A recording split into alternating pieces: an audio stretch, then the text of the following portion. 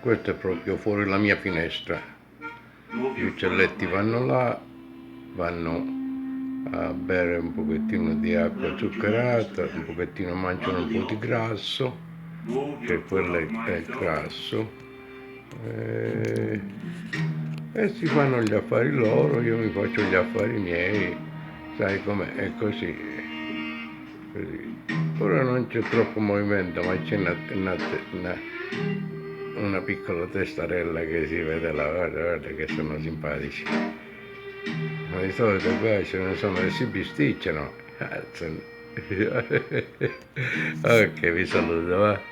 Buon divertimento, ciao ciao.